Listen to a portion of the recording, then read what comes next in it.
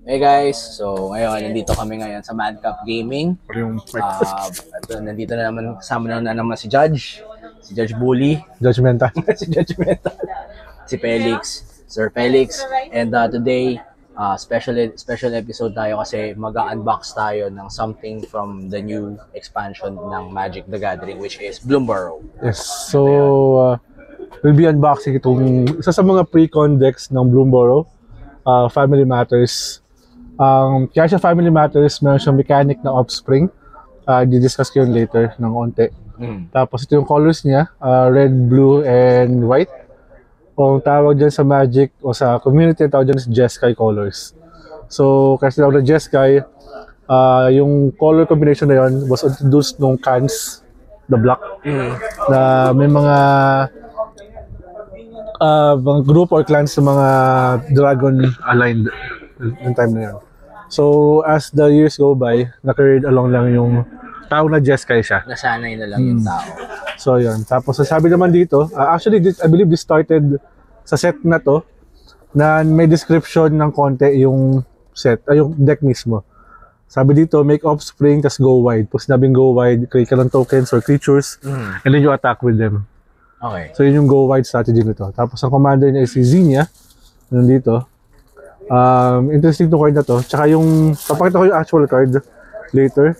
Bagong design to nag-start, I believe, dun sa Outlaws of Thunder Junction na may sariling artwork yung commander itself. So, hindi mo kailangan pa-alter or kung ano man. So, yung commander format, sa mga hindi nakakaalam, bubuksan ko lang. Go. It started as Elder Dragon Highlander. Sabi nila, it was made by judges, which is actually totoo naman. Kasi it was a format na nilalaro ng mga Pro Tour judges before. Parang to kill time, so banding. Okay. So sila, the late Sheldon Menery, who started the format, Toby Elliott, mostly mga premium event judges. Tapos, sa isang commander deck, meron siyang envelope na ganito. Ang laman niyan is yung pwede mo siya gawin deck box kung titipid ka. So medyo deck box siya. Kasi naman ng sleeve deck dito. So yan. Andyan yung commander niya, Zinnia, tsaka yung colors. Yan. Tapos yung Planeswalker symbol ng Bloomboros. By the way, sinabi ko sa kanina to. Bloomboros for me is one of the best set.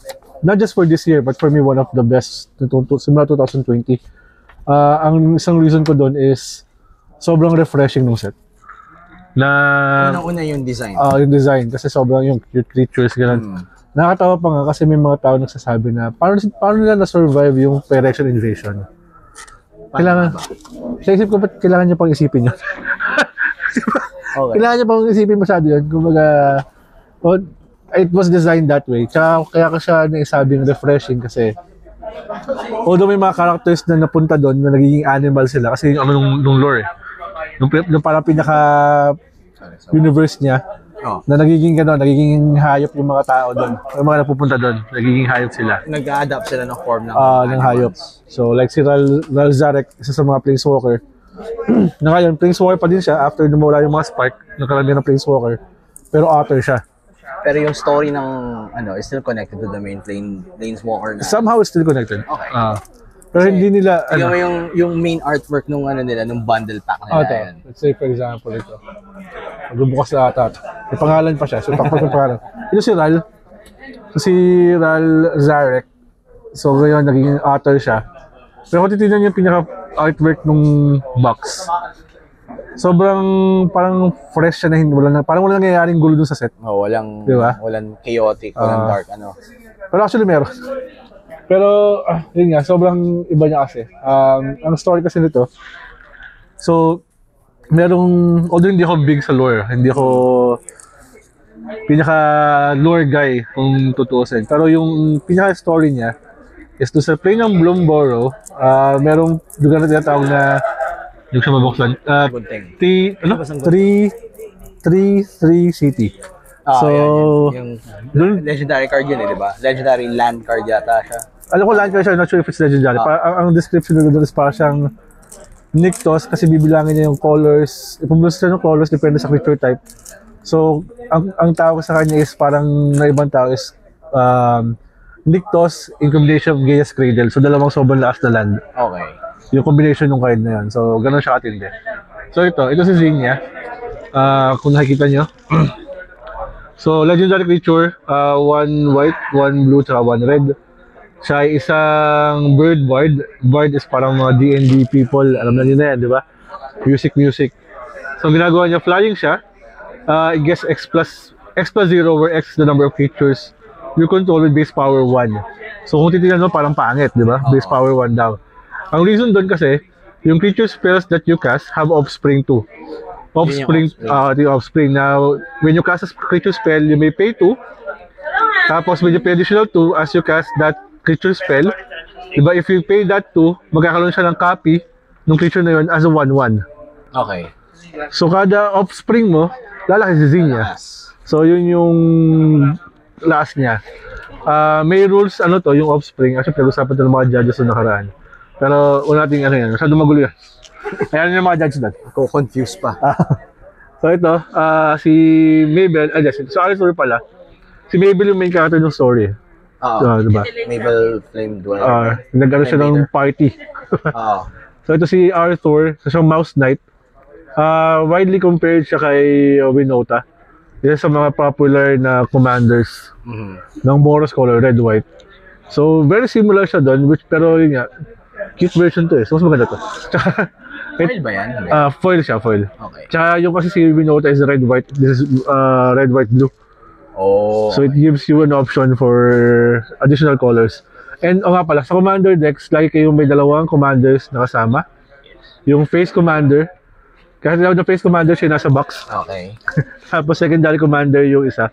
Hindi ibig sabihin na face commander lagi siya mas malakas dun sa isa. Ano lang? How do they determine? It depends on the player. Kung bagang parang siya gagamitin yung deck itself. Okay. I had a deck before na hindi ko ginamit yung face commander. I preferred yung secondary commander. Okay. Tapos dun sa set na to, this is the first set, the commander deck, na lahat merong planeswalker na kasama. Na reprint.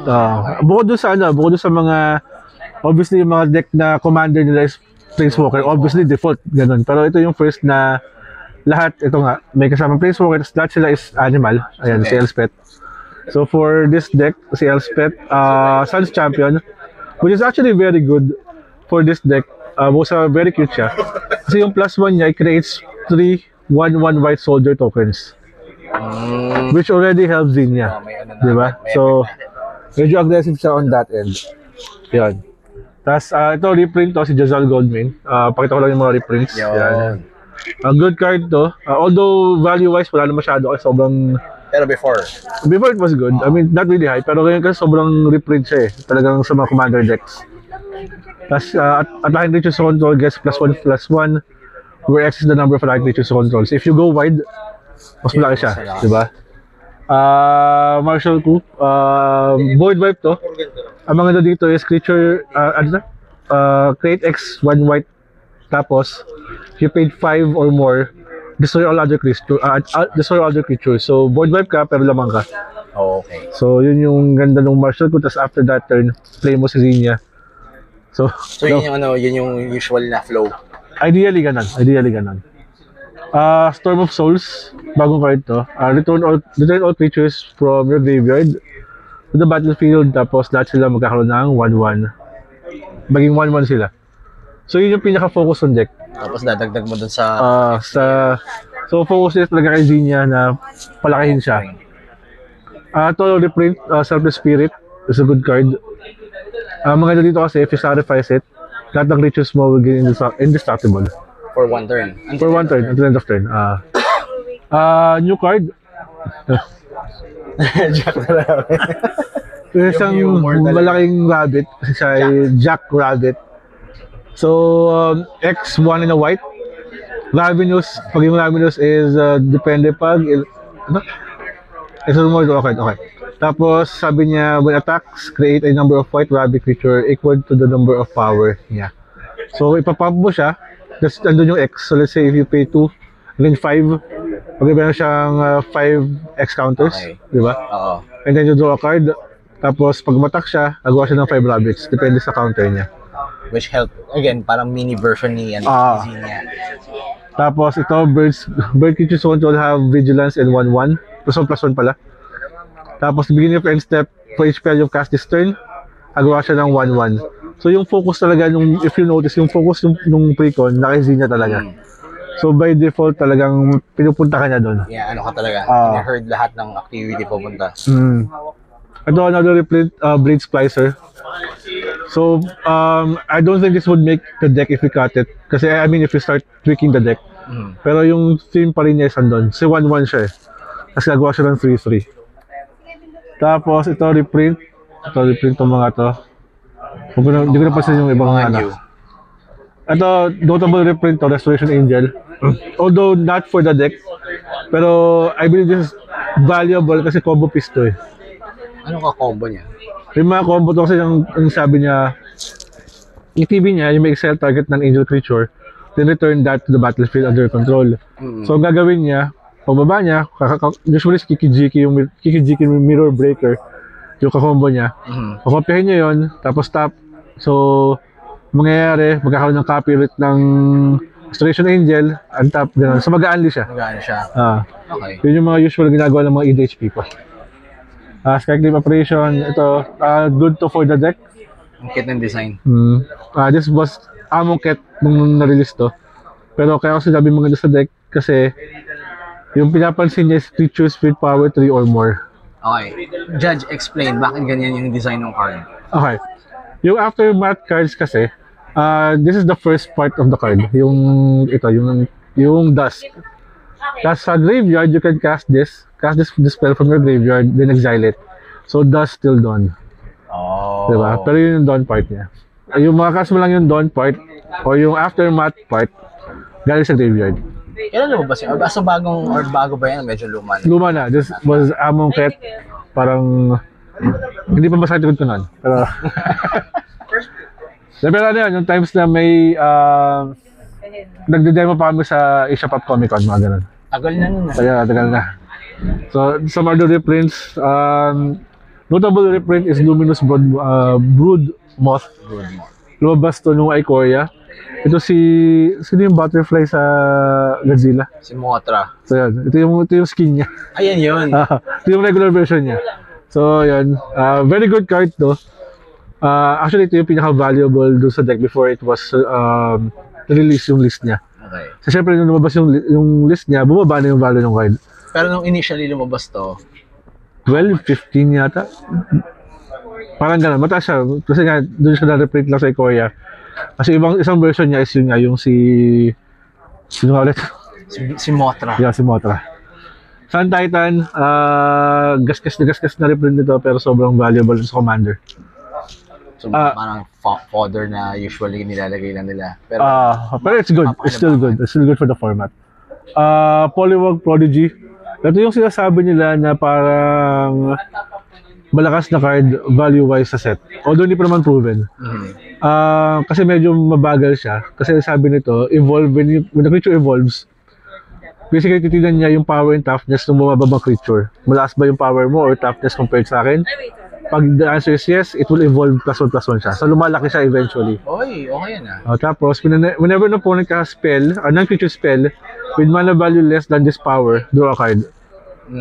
So eventually, habang tumatagal nga naman yung game, tapos lalaki siya ng lalaki. Ideally ganun, kung magsasurvive siya.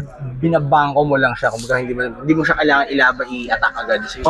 Hindi. For value talaga siya, for value. So yun yung ano niya.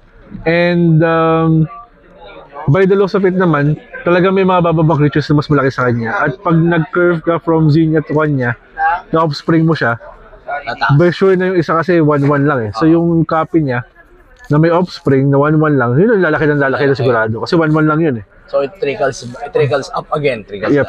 It trickles down again to Zinnia. Yes. Everything. It's all about Zinnia.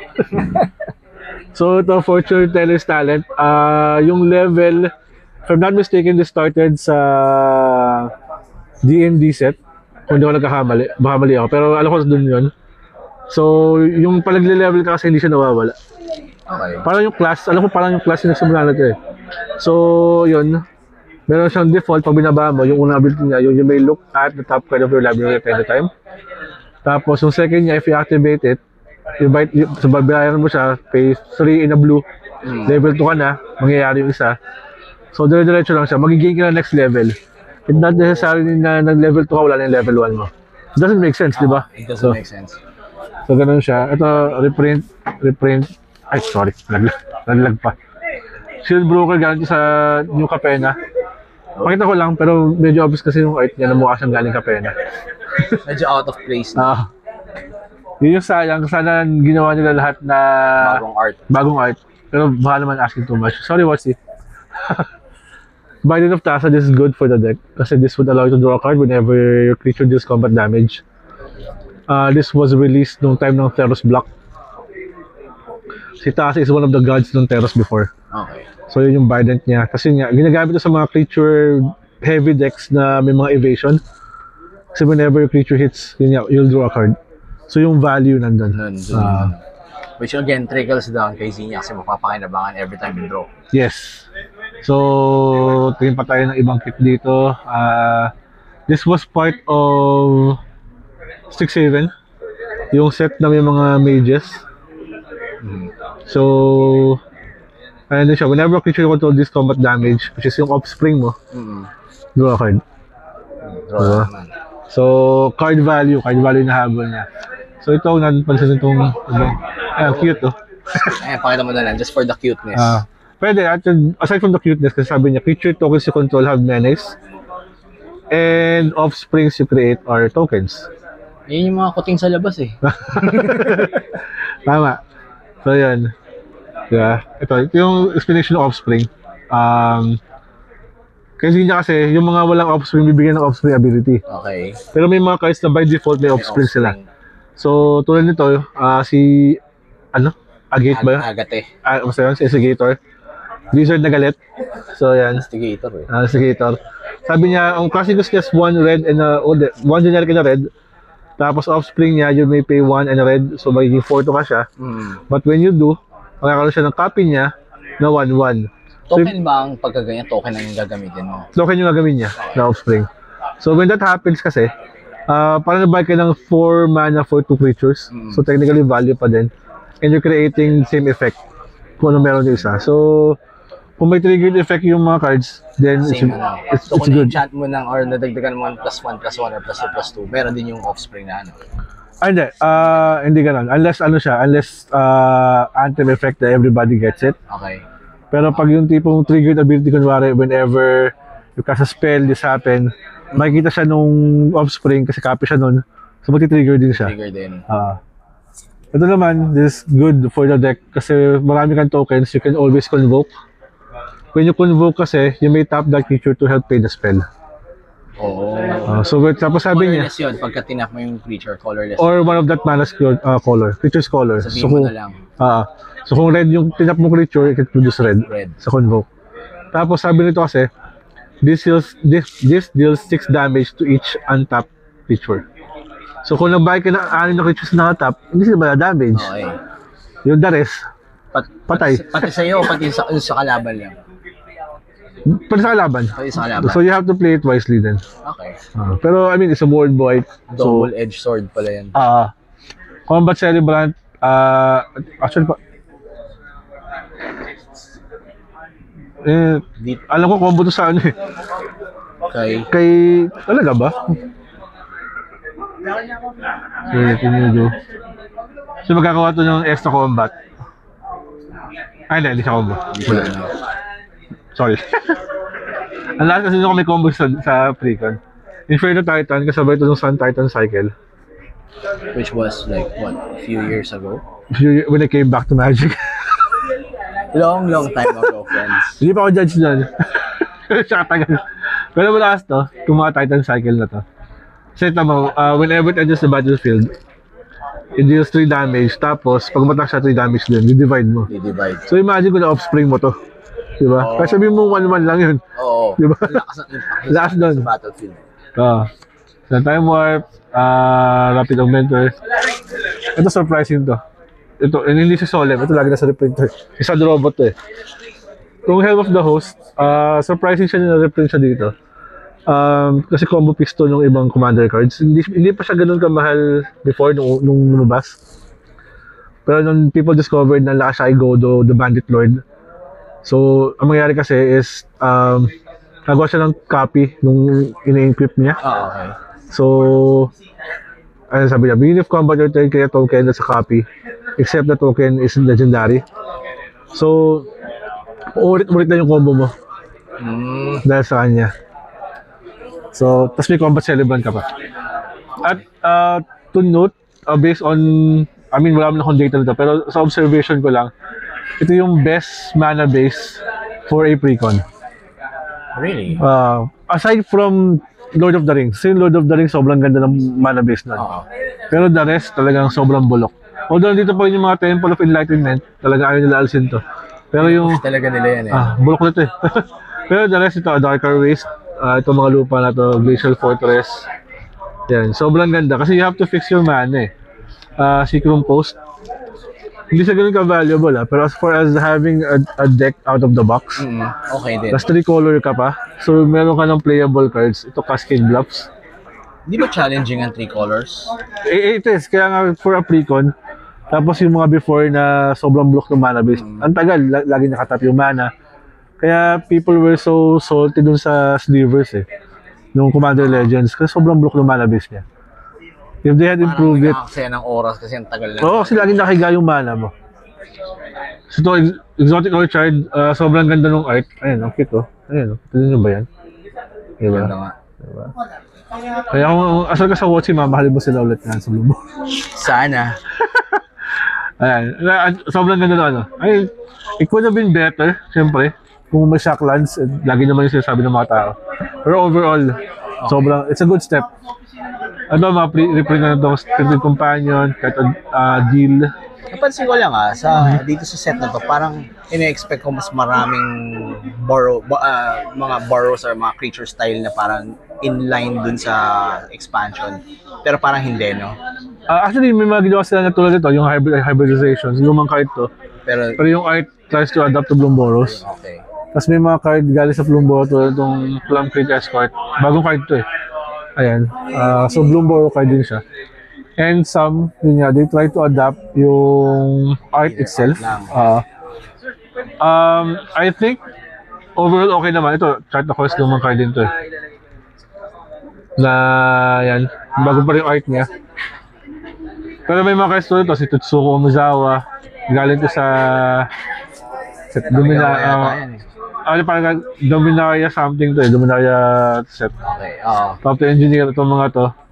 They could have been other cards or adapted. Pero si Tetsuo kasi mahirap Kasi actual creature siya. Unless ginawa siyang hayop din sana. Sa Tapos change na ng art pero same na. Siguro walang budget to watch. Ay, hindi ko lang. Sorry, Watsi. Ito, bago yung Watsi. Ganda ng art ito. I can signet. This is a staple card sa Commander.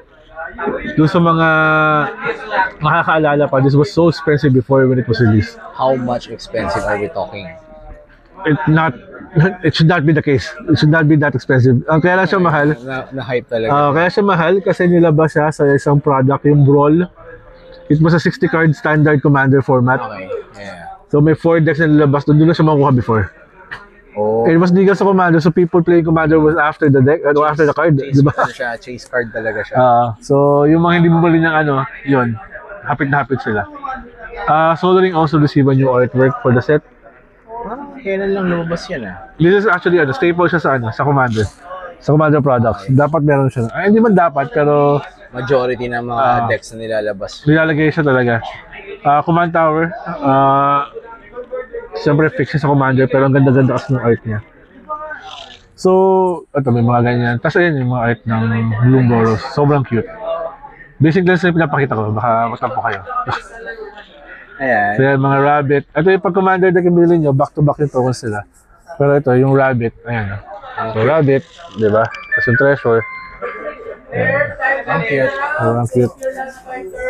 So, pero kung ako, hindi ako bumibili ng Magic binibili ko for the art lang.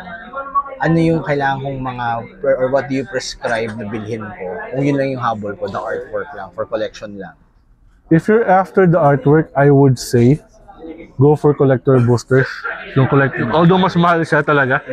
Kasi that would almost guarantee na meron kang full art cards. Yung mga new treatments nila. Yun yung, Nandun yun eh. Kasi nandun din kasi yung mga reimagined na, I mean for this set, yung mga reimagined Planeswalkers, like, na set naging ibon siya. Teferi may ibon din siya. And hindi siya imaginary ibon kasi sabi nila totoong ibon daw yung mga, kumbaga yung reference. yung ano nila. So if you're after the artwork, go for that. If you're after the gameplay, although wala na kasi draft boosters eh. So you go for play boosters or bundle. Nilagay na nila doon sa bundle. Yung pinakita namin kanina, that was the bundle. So go for bundle that's cheaper compared sa box. If you'd like to draft the set, yun nga, play boosters the way. Madami kang options eh. Pero as far as, Pwede kayo sa Madcap Yun. TV, pwede kayo maghanap dito. makitambay kayo dito. Dito tambay. Meron palang card dito na, asan ba yun? Ang bago ng pagkain. Naman ba yung pagkain? Naamoy ko yung pagkain na bibista ko sa pagkain. Ang bago ng pagkain. So, itong murmuration, hindi ko pala nasabi kanina. This card creates a token in reference to a classic card. Yung naginawan token niya yun, Stormcrow. Sobrang classic dito. Yung 1-2 na bird ng blue. Token na lang siya ngayon. Tagal na nun ah. Pero yun, classic reference. Parang high school pa yan kami nun. Ang dami kinikilig dahil dyan. So yun, if you look at quick review ng sa deck, again, for me, it's playable out of the box. If you change the deck, syempre may mga aalisin tayo dyan. Ako siguro aalisin ko yung mga nakita lang ko aalisin ko kanina eh. Pero ang i-highlight lang siguro, if you're going to add something, ako i-add ko si Broodiclad. Si Broodiclad kasi sobrang lakas sa mga token decks. Okay.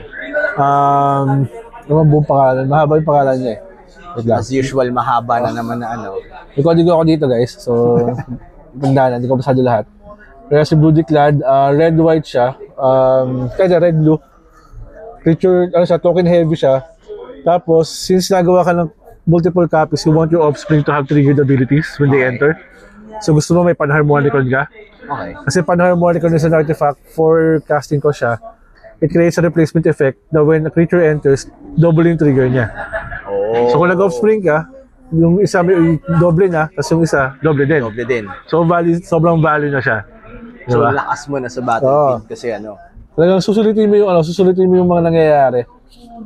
May mga non-budget options like Anointed Possession. If you will create a token, create more than that. Hindi lang isa yung i-create mo. So, meron pang isa si Ohertak, ng puti. Lumabas siya sa Lost Caverns of Ixalan. Isa pa sa mga favorite set ko na lumabas ng Ganda rin ang set nila 2020. eh. May 5 decks talaga, 5 sets na for me stood out since 2020. Ito, it creates twice that many yung ginagawa ni Anointed Possession. Kasi nga, ang gusto mo mangyari is dagdagan mo yung value nung ginagawa mo na. So, si Ohertak, Deepest Foundation, 3 times naman yung gagawin niya. So triggers 3 times. Kasi gagawa ka ng 3 offspring eh. Okay. Imbis na isa lang. Oo. So, yung value niya, taas talaga. Okay. So, yun yung ano.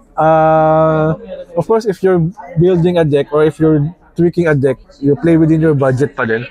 No, hindi naman pwedeng, depende kasi kung ikaw si Elon Musk, Oo. ayaw tayo mong pera.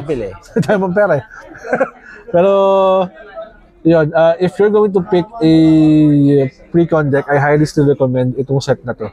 Of course, Duskmourn is up and coming, di ba? Pero if you'd like to see something na unique sa Magic, like it's very cute kasi. Oo. Sorry pero sobrang cute nung set. Kasi ako nung first nakita ko yung key visual, parang sabi ko, teka lang, Magic pa talaga to o baka ano to? Parang iba eh. Disney game ba? Parang iba siya, sobrang cute talaga niya. Tsaka ano, ito kasi yung first set after nung panahon ni Kellan, yung Omen Path, di ba yung nangyari yung Phyrexian Invasion, tapos naging tungkol na kay Kellan, yung Wells of Eldraine. Tapos Kellan was looking for his dad, Oko, which ended dun sa Thunder Junction. So after that, andito na tayo sa Omen Path na walang in-reference of that. Walang in-reference ng Omen Path. Another timeline, another jumping point na story. Na, I mean, people would assume na may Omen Path kasi nandun si Ralzarek eh. Di ba? I mean, hindi ko binasa yung buong lore niya. Pero if we look at it, parang iba siya talaga. Iba talaga yung pinaka-layout, iba yung design itself. Kaya sobrang refreshing. Gameplay-wise, I played a sealed event already of this, yung pre-release niya. What is a sealed event? Sealed event is you have 6 pack. Tapos from that pack, you'll build a deck. So doon ka gagawa ng deck. Ay, paano pag hindi? Paano pag hindi siya, ikaw bahala, kailangan doon test yung skill mo. Doon talaga matest yung skill mo kasi ano siya eh, ayun yung tawag na limited format sa Magic. It's either draft or sealed. Yung draft kasi you have 3 packs plus you pass each card na at times kinukol siya ng judge kung paano siya gagawin. Kung mga bago pa yung mga draft. Pero yun yung mga skills-intensive format as far as building the decks are concerned. So Kasi yun. medyo din kailangan medyo malakas yung awareness mo na, meron akong card na ganito na pwede dito sa situation na to. Exactly. So, ano siya, ayun pala, yung Combat Celebrant tsaka yung Helm of the Host na nasa Precon, may only combo yun. Umiikot lang na umiikot. Nagawa siya ng mag-only combat ka doon dahil sa dalawang card na yun. So, meron sa lahat ng Precon, meron siyang ganito. Commander Sampler. What is that? Yung Collector Booster kasi yung expensive pack di ba? Pero I forgot, kaya siya nag-start. Pero it started, parang Kamigawa, parang Neon Kamigawa Dynasty. Dino Lights. Yung Neon Kamigawa, alam ko, parang doon siya nagsimula. Tapos, ang nangyayari doon is, nagkaroon siya ng Commander Sampler, Collector Sampler. Meron itong isang regular card na foil. Kasi collector booster, lahat to foil halos eh. So meron ganon, tapos may isa na talagang hindi siya regular card, it's a variant. So yun yung gusto mo na sana maganda yung makuha mo doon. Which is sobrang sugal niya, syempre we start with an ad. Puto yung commander ko yung nakuha ko. Exciting. Okay. Yung commander ako nito, totoo naman. Saan ba yun? Dito lang yun. Ito. Misplace niya ang card, ang deck niya. Dito. Bini cards? Ayan, Bini cards. Pakita mo yung Bini cards. Hello. What's up, Mika? Hey! Ayan, ito yung... Pero tignan mo. Actually, akin uminamalas ka nga naman. But kung titignan natin kasi if you look at yung sa commander deck, foil siya. Ito yung galing sa commander deck eh. Para sa Xenia. Pero yung galing sa collector booster, non-foil. Non-foil. Regular. Pero ito, makukuha mo lang ito sa collector booster. Na mas mahal. Which may have some appeal. Kasi may mga tao na baka ayaw ng foil. Tsaka i-circle sa back doon sa mga appreciate ng the arts. Tsaka yun nga, baka ayaw ko ng foil kasi ganito, ganyan. Nagiging Pringles. Bala ka. Kung anong gusto mo. So yun. Again, if you have the chance to pick up a commander deck, Bloombo is a good consideration. If you like something na yun nga, cute, refreshing, and yung hindi mo siya, kasi nga yung story niya, hindi siya sobrang peaceful. Kasi mukha lang siyang peaceful. Kasi may mga creatures dito ng mga elementals, yun yung kalaban nila. May isang creature dito si Maha, hindi siya si Salvador, pero Maha yung name niya. Kasi ang ginagawa niya, creature opponent's controls, toughness, or base toughness is equivalent to 1. So magiging 1 yung toughness nila. I-downgrade to 1. Kahit gano'n siya kalaki, magiging 1 yung toughness nun. So pag may effects na all creature gets -1, di patay lahat na sa board. Diba? Zero na eh. So ganun ka-oppressive yung mga elementals nung set na to. So kaya nagkaroon ng quest si Mabel and the rest of the heroes, sila Hugs. May creature dito, pangalan niya Hugs, pre. Hugs. Baboy. I am going to assume baboy siya. Ano ba siya? Hindi. Parang siyang beaver na malaki. Basta Hugs. Huggable siya. Huggable. Nakata ko yan. H-U-G-G. HGGS. Parang meron sa nagkaroon ng quest, tas people was hugging him. Tas Gev said na, I know what to call it. Parang gano'n. So yun. And of course, support your local game store. Kung may chance kayo sa Laguna, sa Bad Club. Dito na kayo pumunta. Lalo kayo Commander. So yun. Commander is a good format. If you have a playgroup or people that could help you with the game and introduce it to the format slowly, kumbaga mo lang gastusan talaga, mo lang it's a good format. It's a good introduction in a way to the format itself. So how many ang cards? Bumili ako ng Commander tapos gusto kong kalasin, may limit ba ng cards na kailangan kong dalhin kung magko-competition ako or sasali ako sa tournament or ganun, casual For a commander format ba? For a for a commander format. A commander format kasi it's 99 card deck or 98, depende sa commander mo kasi yung commander mo is nasa command zone. Okay. So like yung Zizania, so one commander siya and then 99 sa deck. So labas. Pero may mga decks kasi na merong partner or may background. So nasa command zone din siya parehas. So it's either 99 or 98 depending on the configuration of your command or depending on your commander itself. Tapos yun kasi commander is supposed to be sa casual format para social gathering ganun. Although it evolved into a tournament format for some, meron siyang tinatawag na CDH, yung Competitive Elder Dragon Highlander. Yun pala yung unang tawag sa commander, EDH, Elder Dragon Highlander, before it was adopted by WotC Commander.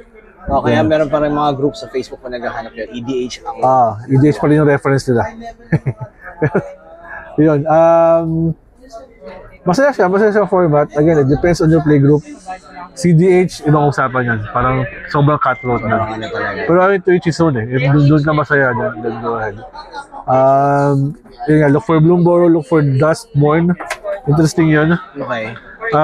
The reason why I said it's interesting kasi ang weird parang siyang medyo modern times. May makikita kang gadgets, mga ganun. Tapos, kung makikita sa horror, may element na ng horror doon. Literal na yung plane down na yon, isang bahay lang siya na horror. So, hindi ko lang paano nangyari yun, pero yun. Magic. Magic. Magic, yeah. It's magical.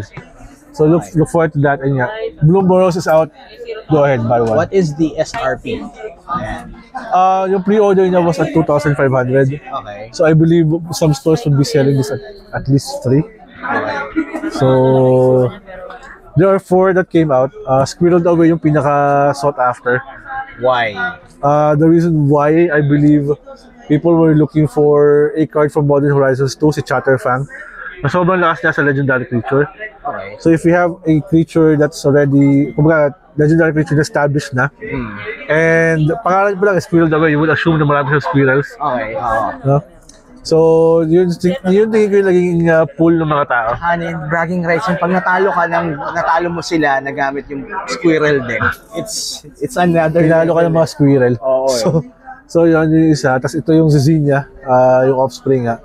The other one was yung deck ko. The reason why I picked this deck, kasi sobrang unique niya for red-green. Okay. Kasi it interacts with enchantments and artifacts. So usually yung red-green sa Disney lagi na artifact and enchantment.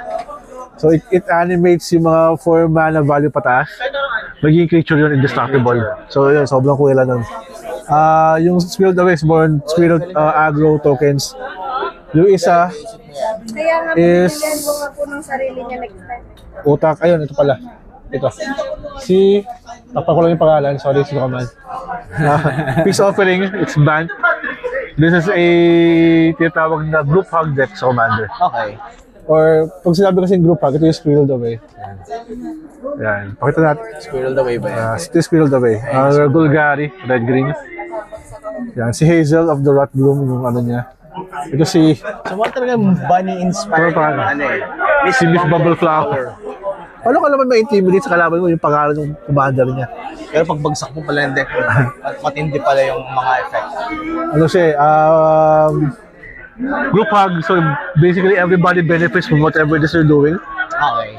Pero until such time that you want to swing. Ayan yung inaano. Ito yung pre-release deck. gano'n naman cute yung, sorry kung binibilang yung cute na sinasabi ko, pero Pati yung box art. pag hindi ka niniwala cute dyan, patayin ka ng mata. Diba? Yung likod na art. Diba? Ayan o. Kasi yan si Hugs eh. Hindi, si ano to? Si Elspeth. Correct may ibon. So, for me lang, although sobrang ganda ng set, I think yung missed opportunity dito. Although, nagets ko naman kung bakit. Kasi, for me, it would have made sense kung let's say, for example, kunwari si Miss Bumbleflower, rabbit siya. Kung naging rabbit focus yung deck niya, kumbaga nagkaroon ka ng They call it Taipal now sa WotC. Okay. I'm not, basta may mga nagalit atang elf eh. Basta they try to be politically correct with the term. Okay. Pero yun nga, if kindred o kung namang gusto mo itawag doon, for me, it would have been better kung nagkaroon ka ng creature focus doon sa mga creature type na wala pang dedicated commander. Pero nung nalaman ko yung story ng Bloomborough, I mean yung concept ng Tree City, na bawat lugar doon, ito yung mga nakatira na hayop doon. So that's the reason why gano'n yung nangyari. City. Ah. 3 City. So hindi siya pang rabbit lang, hindi siya pang squirrel lang. Nalimutan ko yung combinations, basta may mga lugar na yung lizard, yung bat, yung katol, sila yung mga nakatira doon. So gano'n yung naging ikot niya. And when I learned about that, then it eventually made sense to me. Kasi, ano to? Your Gold Knight. Okay. Oh yeah, may kasamang rabbit, may ibon, may mouse. May rabbit, diba? diba? Yun pa lang eh. Ayun. Anything else, Judge? Ayun, again, if you haven't tried Commander, perhaps you haven't tried Magic or you're living under a rock. So, pero try the format if you like to have a break from the competitive scene of Magic. If you'd like to have a casual game with your friends, sana casual talaga. Kasi parang may hints to na pwede kang maging medyo hardcore na yung Meron. May deck din ako na sobrang salty kung kalaro mo siya. Depende sa pad. Pero, always talk to the pod. And yun nga, support your local games. So yung pinakamahalaga, help the store keep the lights open. Yes. Para they can import things like this. Yes. Kasi imagine, di ba, people are, back in our day, before when computer shops were a thing, people were spending hours there. Yes. Kumbaga 20 per hour, di ba? So if you're spending 3 hours, 60 pesos, so siguro baka pwedeng maghati-hati kayo sa isang pack, hindi nyo kumakabili na. Yeah. Di ba? Oo. I mean, I understand the packs are expensive. I'm not expecting people to buy packs every week. Hindi naman kayo katulad ko siguro na Yun yung ano. bili, wala lang, trip lang. Diba? Amoy ko yung karton, bango eh. Ito, bango. Diba? Okay na. Kahit lugi. Lugi na sa 300. Pero, ang point ko is, if you say you're playing Commander, you're 4 people, diba? You're staying at the shop, bili kayo ng pack, hati-hati kayo. Okay. Diba? Kasi tumatambay kayo before sa computer shop eh. Tumatambay kayo sa shop. So, again, try to support the shop in every way that you can. If you can't buy products every time, that's fine. Just find a way to support them. Ano kami, nung high school, naghahati talaga. Ganun talaga eh. Ganun Hindi talaga. na mag-mall, tapos pag nag-mall, magbibili ng hati. Kasi that's Comic Quest pa yan eh. No? Tsaka we're poor back then. Yes. We're poor still, we're poor now. Niyakap kami ng poverty. Pero last question, if you were going to rank all the commander decks ng Bloomborough, ano yung pinaka number What's the number one top to bottom? for me? Am I going to basis on my preference or Preference mo? preference ko? I'll be very biased kay Bello Bard, yung pinili ko kasi it's very unique. Kasi yun yung hinahabol ko sa Commanders ngayon eh. Okay. Kasi I've been playing Commander since it was introduced even as an Elder Dragon Highlander. So, there could only be one. Yun yung reason to say. Kaya one card lang sa bawat ano eh. Pero since, by preference, Bello Bard. Second would be Zinnia kasi gusto ko yung Go Wide Offspring, gano'n. Third would be yung si Mrs. Bumbleflower. Miss Bumbleflower. Squirreled away. Ito. Actually, I almost picked this up. Kaya ko lang palit kasi yung friend ko, si Lauren, napanood mo to, my friend Lauren. Sabi niya kasi yung wife niya, hindi siya naka-order, pero yung wife niya was born Year of the Rabbit, tsaka yung anak niya. So, yun Sige, I'll give way for sa'yo na to. Kuha ko iba. Pero dahil gusto ko yung animated RBA, that's why the decision was easy. So, gusto ko to kasi nga, gusto ko yung mga group hug decks eh. Diba? It's eventually kayo magiging kupal ng pan. Pero mabait ka sa una. Nag-evolve ka into salty deck. Tapos yung huli ko is yung Squirreled Away kasi ayoko yung mainstream decks. Pero by preference, if I'm gonna look at how the decks are constructed, I will have to say number 1 talaga yung Squirreled Away. Squirreled away. Sobrang ganda niya. Tapos meron siyang card na Saw in Half na was released dun sa unset na huli, yung attraction, Infinity. Na some people were not into kasi yung art nung Saw in Half, hindi siya mga magic cards. Kasi mukha siya attraction shit kasi attraction things na unset pa siya. That was the first time na yung unset naging legal. Some of the cards were legal. Okay. So yung aesthetics niya hindi siya pang sa ibang tao. Ano? So ngayon, although rabbit yung squirrel yata yung nasa art, pero brutal pa din. So magic pa lang yung tsura. so Squirrel Away would be first. So, hindi kayo makakataka sa ano ng magic. Sa hagupit ng magic dun sa art nila. Tapos siguro I will say na Offspring ay Family Matters pa rin yung second. And then magiging last na yung si Bumble Flower. Flower. Kasi hindi siya ganun kadali for some people. Okay. So yun. So Judge, where can they find you and just invite them? You can find me at Pinoy Plays Poker. So that's my page. I usually post magic stuff there. Pag may outreach, post din ako doon kung anong mga ginagawang outreach. Mabait tayong tao. Outreach, brands. May outreach tayo sa August 25 dun sa Mary Mother of Mercy, dun sa retirement home dito. Ano yan? San Antonio, retirement home dito. Yun, naayos ko na yung mga stuff for them. Kasi yun, you can also find me here at Matchup Gaming. If may big events sa Magic, chances are I'll be there. I'll also be at The Calling tomorrow. Tatambil lang ako dun. Ano yun? sa Ayala 1. Okay. Yun. Tapos, Sa ano? Super Manila, wala bang ano? ayun pala, I'll be at, hindi sa Manila, pero sa Baguio, I'll be at the North Hobby Expo. I'll be one of the staff there. So, see you sa Baguio. Ano hanapin nyo? Ito mukhang ito pag hanapin nyo yan. Sabihin nyo, Earl sent you. Yan. Appear tayo. Selfie tayo. Ayun guys, so thanks for watching. Medyo mahaba pero this is very insightful, especially kung new ka sa Commander decks. I hope this helped a lot. And please subscribe and like this video and we'll see you in the next video. Thank you nga pala Wizards of the Coast. Appreciate it. Go, Otzi.